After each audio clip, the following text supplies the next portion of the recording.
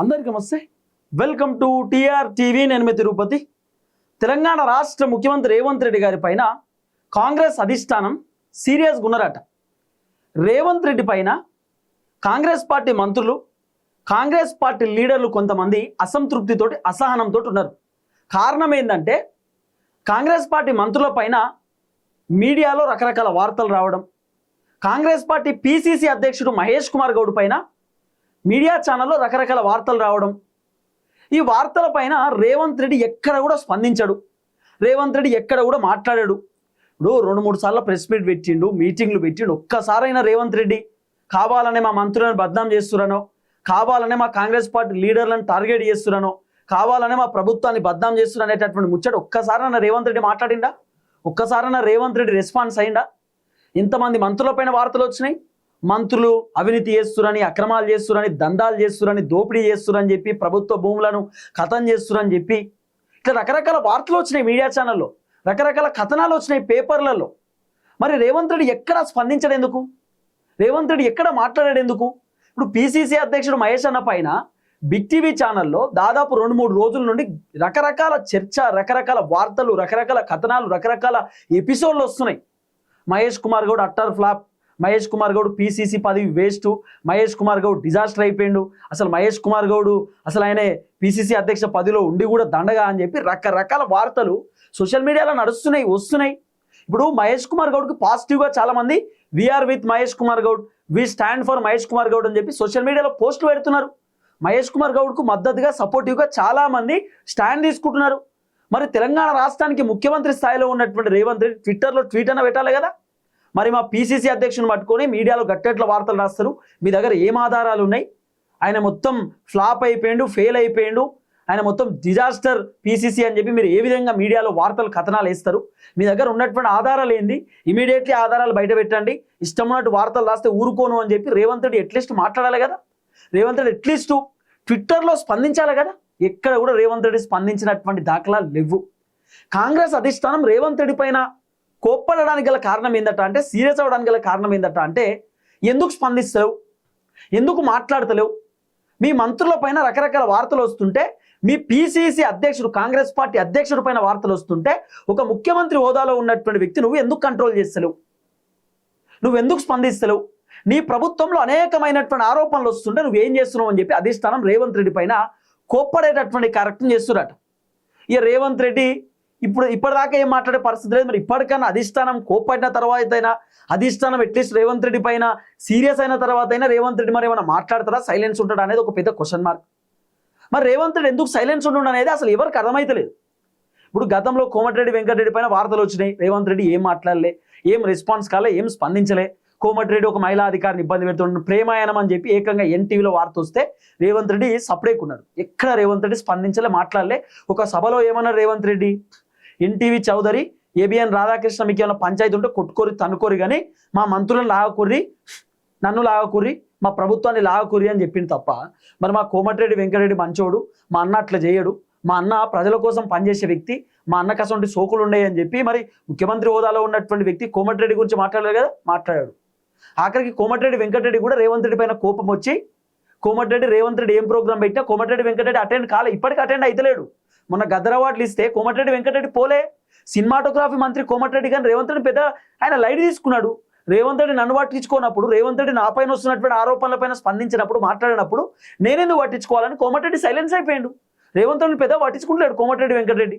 ఆ తర్వాత బట్టి విక్రమార్కమైన రకరకాల వార్తలు, బట్టి విక్రమార్క నైని బొగ్గుకు సంబంధించిన వ్యవహారంలో అవకతవకలకు పాల్పడని, అవినీతి చేసినని, లేకపోతే పర్సెంటేజ్ తీసుకుంటానని చెప్పి, లేకపోతే బట్టి విక్రమార్క దందాలు చేస్తుందని చెప్పి, లేకపోతే బట్టి విక్రమార్క ఎవరిని కలుస్తలేడని, మొత్తం ఆయన క్యాబిన్ ముందు పోలీసులను సెక్యూరిటీ పెడుతుందని చెప్పి, బట్టి విక్రమార్క ఫెయిల్ అయిపోయాడని చెప్పి రకరకాల వార్తలు వస్తుంటే రేవంత్ రెడ్డి స్పందించడేందుకు? మా డిప్యూటీ ముఖ్యమంత్రి పైన గట్లాంటి వార్తలు వేయడం ఏంది? ఒక దళిత బిడ్డ ఎదుగుతుంటే మీరు ఎందుకు ఓర్చుకోలేకపోతున్నారు? డిప్యూటీ సీఎం పదవిలో ఉన్నటువంటి వ్యక్తి అద్భుతంగా పనిచేసి ఆర్థిక శాఖను మంచిగా మెయింటైన్ చేస్తుండు, ఆయన పైన తప్పుడు వార్తలు ఎందుకు రాస్తున్నారని చెప్పి అట్లీస్ట్ రేవంత్ రెడ్డి స్పందించాలి కదా. బట్టి విక్రమార్క పైన ఏబిఎన్ రాధాకృష్ణ రకరకాల వార్తలు వండి వారిస్తూ ఉంటే రేవంత్ రెడ్డి ఎందుకు మాట్లాడాడు? రేవంత్ రెడ్డి ఎందుకు స్పందించాడు? ఎక్కడ రేవంత్ రెడ్డి రెస్పాన్స్ కాలేదు. పొన్నం ప్రభాకర్ పైన రాజన్యూస్ వాళ్ళు కథనాలు వేసుడు. పొన్నం ప్రభాకర్ ఒక మహిళా జర్నలిస్ట్ ఇబ్బంది పెట్టినని, పొన్నం ప్రభాకర్ మహిళలతో అసభ్యంగా ప్రవర్తిస్తున్న రకరకాల వార్తలు రాజన్యూస్ వాళ్ళు ఒక బీసీ బిడ్డను పట్టుకొని ఇష్టానుసారంగా వార్తలు రాస్తుంటే, ఒక తెలంగాణ ఉద్యమకారుని పట్టుకొని ఆయన చాలా చిన్న స్థాయి నుండి ఎదిగినటువంటి ఒక బీసీ బిడ్డ పొన్నం ప్రభాకర్ని పట్టుకొని నోటికి వచ్చినట్టు వార్తలు రాస్తుండే రాజన్యూస్ వాళ్ళు. మరి రేవంత్ రెడ్డి ఎందుకు మాట్లాడలే, ఎందుకు స్పందించలే? రేవంత్ రెడ్డి ఎందుకు రెస్పాన్స్ కాలే? ఒక బీసీ బిడ్డను పట్టుకొని మీరు గట్టెట్ల వార్తలు రాస్తారు, ఒక ఉద్యమకారుని పట్టుకొని గట్టెట్ల వార్తలు రాస్తారు. ఆయన అద్భుతంగా పనిచేస్తుండ్రు, ఆయన అట్లా మహిళలను ఇబ్బంది పెట్టే వ్యక్తి కాదు, మహిళల పట్ల ఆయన చాలా జాగ్రత్తగా ఉంటాడు, మహిళలను గౌరవిస్తారు అనేటటువంటి ముచ్చట రేవంత్ రెడ్డి ఎందుకు మాట్లాడాడు? 2-3 మంత్రుల పైన మహిళలకు సంబంధించినటువంటి కథనాలే వచ్చినాయి. మహిళలను ఇబ్బంది పెడుతురు, మహిళలను అట్లే చేస్తారు, ఇట్లే ఏంది వార్తలు? రేవంత్ రెడ్డి ఎందుకు స్పందించాడు, ఎందుకు మాట్లాడాడు? అంతేందుకు మిల్లా మ్యాగీ అని చెప్పి మిస్ వరల్డ్ కాంపిటీషన్ తెలంగాణలో జరిగినప్పుడు మిల్లా మ్యాగీ అనేటటువంటి ఒక మహిళ, సో అండ్ సో ఒక పర్సన్ నన్ను కాంగ్రెస్ పార్టీకి సంబంధించిన ఒక లీడర్ నన్ను ఇబ్బంది పెట్టిండు, నేను ఎప్పుడైనా మీ కంట్రీకి వస్తే నాతో పాటు ఉంటావా, నా దగ్గరికి రూమ్లోకి వస్తావా అని చెప్పి నన్ను అడిగిండు అని చెప్పి మిల్లా మ్యాగీ అని ఒక మహిళ వాళ్ళ దేశానికి పోయి తెలంగాణ పైన బద్నాం చేసింది. ఒక లీడర్ నన్ను ఇబ్బంది పెట్టిండు, నన్ను వేషలాగా చూసిండు అని చెప్పి ఒక మహిళ ఆమె దేశానికి పోయి తెలంగాణకు సంబంధించినటువంటి కాంగ్రెస్ ప్రభుత్వాన్ని ఆమె ప్రశ్నించింది. రేవంత్ రెడ్డి ఎక్కడ మాట్లాడలేందుకు, ఎక్కడ స్పందించలేందుకు, ఎక్కడ రెస్పాన్స్ కాలేదు కదా. రేవంత్ రెడ్డి సిట్ అని చెప్పి స్పెషల్ ఇన్వెస్టిగేషన్ టీంలు పెట్టిండు. మరి 60 సిట్టు విచారణ ఎందుకు, దర్యాప్తు ఇంకా కొనసాగలే ఎందుకు? అంటే మంత్రుల పైన ఎమ్మెల్యేల పైన ఎన్ని కథనాలు వచ్చినా రేవంత్ రెడ్డి మాట్లాడాడు. అంతేందుకండి, ఇప్పుడు పిసిసి అధ్యక్షుడు మహేష్ అన్న పైన ఎన్ని వార్తలు వస్తున్నాయి, మహేష్ అన్న డిజాస్టర్ ఫెయిల్ అయిపోయిందంటే రేవంత్ అన్న ఒక్కసారి మాట్లాడేందుకు, ఒక్కసారి రెస్పాన్స్ కాడేందుకు? ఇవన్నీ విషయాలు హైకమాండ్కి తెలిసినాయట.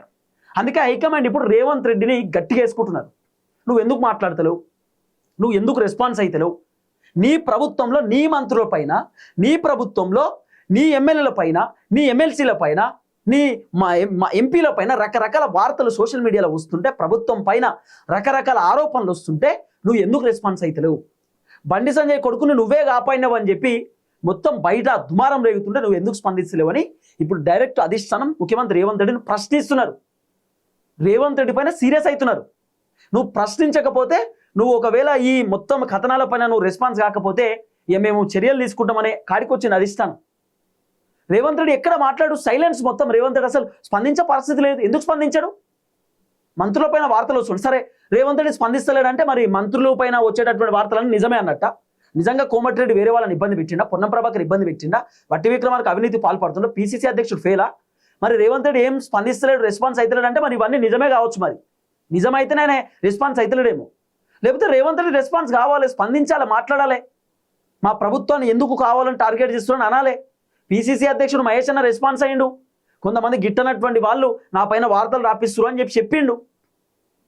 నేనేందో అధిష్టానానికి తెలుసు, ఏరి కోరి అధిష్టానం నాకే పీసీసీ పదవి ఇచ్చిరు, అందరు పీసీసీల కంటే నేనే గ్రేట్ పీసీసీ, ఎక్సలెంట్ పీసీసీ అని అధిష్టానం నన్ను మెచ్చుకున్నారు అనేటటువంటి ముచ్చట పీసీసీ అధ్యక్షుడు మహేష్ అనే చెప్పిండు. మహేష్ కుమార్ గౌడ్ గాంధీ భవన్ పోకుండా లేడు కదా. మహేష్ కుమార్ గౌడ్ పొద్దుగా లేస్తే గాంధీ భవన్ పోతాడు, అద్భుతంగా గాంధీ భవన్లో మాట్లాడతాడు, ప్రెస్ మీట్లు పెడతాడు, అందరికి ఫ్రీడమ్ ఇచ్చిండు ప్రెస్ మీట్లు పెట్టడానికి కూడా. వేరే అధ్యక్షుల లెక్క నేనే మాట్లాడాలి, నేనే ముచ్చట పెట్టాలనేటటువంటి ఆలోచన మహేష్ కుమార్ గౌడ్కి లేదు కదా. పార్టీలో ఏదైనా డిస్టర్బెన్స్ అయితే మహేష్ అన్న ముందుండి కొట్లాడి ముందుండి పార్టీలో ఉన్నటువంటి డిస్టర్బెన్స్ క్లియర్ చేస్తుండు కదా. మరి ఒక బీసీబీడ అంటే ఎందుకంత కోపం? అంటే రేవంత్ రెడ్డి వీళ్ళు వెనకాల నుండి మొత్తం వార్తలు రాపిస్తుండా, ఈ చర్చ కూడా వినబడుతుంది ఇప్పుడు. అందుకే డైరెక్ట్ కాంగ్రెస్ అధిష్టానం ఇప్పుడు రంగంలోకి దిగిరు. మీనాక్షి నటరాజన్ మేడంకి చాలా క్లియర్గా మల్లికార్జున ఖర్గే, కేసీ వేణుగోపాల్ చెప్పిరట, మీనాక్షి నటరాజన్కి ఫుల్ రైట్స్ ఇచ్చిరట. మీరు చెప్పినట్టు వినాల్సిందే, మీరు కాంగ్రెస్ పార్టీ ఇన్ఛార్జ్, మీరు ఎట్లా చెప్తే అట్లా వాళ్ళు వినాలి, మీరు చెప్పినట్టు వాళ్ళు వినకపోతే ఎట్లా యాక్షన్ తీసుకోవాలో మేము కూడా యాక్షన్ తీసుకుంటామని చెప్పి ఇప్పుడు డైరెక్ట్ హైకమాండ్ నుండి మీనాక్షి మేడంకి చెప్పిరట. ఇప్పుడు ఇంకోటి ఏంటంటే క్రమశిక్షణ కమిటీ చైర్మన్తో ఈరోజు మీటింగ్ ఉన్నది గాంధీ భవన్లో. పిసిసి అధ్యక్షుడి పైన ఎవరెవరైతే కుట్రలు చేస్తారో వాళ్ళని కొంతమందిని గుర్తించిరట. క్రమశిక్షణ కమిటీకి సంబంధించిన ఈరోజు చాలా క్లియర్గా ఒక మీటింగ్ ఉన్నది గాంధీ భవన్లో. మరి ఆ మీటింగ్లో ఏం జరగబోతుంది అనేది క్వశ్చన్ మార్క్. మీనాక్షి మేడం తోటి క్లియర్గా చెప్పిరట, ఇష్టానుసారంగా వ్యవహరిస్తే అధిష్టానాన్ని కాదని, కాంగ్రెస్ పార్టీ పిసిసి అధ్యక్షుడు మహేష్ కుమార్ గౌడ్ని కాదని, ఇన్ఛార్జిని కాదని, మా ఇష్టం ఉన్నట్టు చేస్తాం కాంగ్రెస్ పార్టీలో, మేము ఏది చేస్తే అది నడుస్తుంది అని అనుకుంటే ఇబ్బంది అవుతుంది, అవసరం అనుకుంటే తీసేస్తాం పార్టీలోకి వెళ్ళి అని కూడా చెప్పారట అధిష్టానం. మరి తీసేస్తామనే ముచ్చట రేవంత్ రెడ్డి కూడా వర్తిస్తుంది. రేవంత్ రెడ్డి ప్రభుత్వం పైన రకరకాల కథనాలు మీడియా ఛానల్లో వస్తుంటే రేవంత్ రెడ్డి ఎందుకు మాట్లాడతలేడు, రేవంత్ రెడ్డి ఎందుకు సైలెన్స్ ఉంటుండు, సైలెన్స్ గల కారణం ఏంది, అసలు నీ ప్రభుత్వంలో ఏం జరుగుతుందో నీకు అర్థమవుతుందా, నీ ప్రభుత్వంలో ఎట్లాంటి పరిణామాలు ఎదురవుతున్నాయో నీకు అర్థమవుతుందా, నువ్వు నీ ప్రభుత్వాన్ని ఎందుకు సెటిలైడ్ చేస్తలేవు, నీ క్యాబినెట్ని నువ్వు ఎందుకు చక్కగా చూసుకుంటలేవు, నీ ప్రభుత్వం మొత్తం డిస్టర్బెన్స్ క్రియేట్ అవుతుంది. ఇట్లయితే మళ్ళీ రాబోతున్న ఎన్నికలలో ఖచ్చితంగా అధికారం కోల్పోతుంది ప్రభుత్వం. వీడికే ప్రభుత్వం పైన డిస్టర్బెన్స్ ఉంది, ప్రభుత్వాన్ని సెటిలైడ్ చేసుకో. అట్లనే మంత్రులపైన వస్తున్నటువంటి ఏదైతే కథనాలు ఉన్నాయో వాటి పట్ల ఒకసారి విచారణ చేయండి, ఇన్వెస్టిగేషన్ చేయండి, ఒకసారి మీరు మాట్లాడండి, స్పందించండి. హైకమాండ్ రేవంత్ రెడ్డితో చెప్పిరట. ఒకవేళ ఇష్టానుసారంగా వ్యవహరిస్తాం, ఆ ఇష్టం చేస్తామంటే మాత్రం మేము చూస్తూ ఊరుకోమనేటటువంటి ముచ్చట కూడా అధిష్టానం క్లియర్గా చెప్పిరట. రేవంత్ రెడ్డి కూడా వర్తిస్తుంది మాట, రేవంత్ రెడ్డికి వర్తిస్తుంది, రేవంత్ రెడ్డికి తాకుతుంది కూడా. రేవంత్ రెడ్డి ఏం కాంగ్రెస్ పార్టీ, రేవంత్ రెడ్డి సొంత పార్టీ కాదు, రేవంత్ రెడ్డి ఏం కాంగ్రెస్ పార్టీ ఓనర్ కాదు. రేవంత్ రెడ్డి ఒక ఎంప్లాయీ లెక్క. కాంగ్రెస్ అధిష్టానం రేవంత్ రెడ్డికి ముఖ్యమంత్రి అనేటటువంటి ఒక పదవి ఇచ్చారు, ముఖ్యమంత్రి అనే ఒక జాబ్ ఇచ్చారు. ఆ జాబ్ చేయాలి, ఆ జాబ్ సకా చేయకపోతే అధిష్టానం తీసేస్తారు, తీసేసి వేరేటోళ్ళని పెడతారు. అంతే సింపుల్ ఉంటుంది, ఏముండదు కాంగ్రెస్లో. ఇప్పటి నుండి కాదు, తరతరాల నుండి వస్తున్నటువంటి అంశం అదే. సకా పని చేయకపోతే తీసేస్తారు, వాళ్ళకి ఇష్టం ఉన్న వాళ్ళని పెట్టుకుంటారు. కొన్ని రోజులు బట్టి విక్రమార్కని డిప్యూటీ సీఎంలకి తీసేస్తారని కూడా వార్తలు వచ్చినాయి. తీసేస్తారు, ఆయన సక్కా పని చేస్తలేడు, ఆయన తీసేసి స్పీకర్ గడ్డం ప్రసాద్ డిప్యూటీ సీఎం పోస్ట్ ఇస్తారు, గడ్డం ప్రసాద్కి ఆర్థిక శాఖ ఇస్తారు, మళ్ళా బట్టి విక్రమార్క ఏమో స్పీకర్గా ఉంటాడు అని చెప్పి వార్తలు. ఆ కొన్ని రోజులేమో కొండా సురేఖను తీసేస్తారని, కొన్ని రోజులు పొన్నం ప్రభాకర్కి తీసేసి మంత్రి పదవి తీసేసి పొన్నం ప్రభాకర్కి పీసీసీ ఇస్తారు, పీసీసీ అధ్యక్షుడు మహేష్ కుమార్ గౌడ్కు పొన్నం ప్రభాకర్ మంత్రి పదవి ఇస్తారనే వార్తలు. దీన్ని బట్టి చూస్తే రేవంత్ రెడ్డి వీళ్ళని అందరినీ కంట్రోల్ చేయడానికి ట్రై చేస్తుండేమో అనిపిస్తుంది. ఇప్పుడు ఫర్ ఎగ్జాంపుల్ రేవంత్ రెడ్డి ఉన్నాడు, రేవంత్ రెడ్డి మంత్రులు చెప్పినట్టు వింటలేరు, రేవంత్ రెడ్డి మంత్రులకు ఏ చెప్పినా మంత్రులు వింటలేరు, మంత్రులు రేవంత్ రెడ్డిని పట్టించుకుంటాడు అనుకుందాం.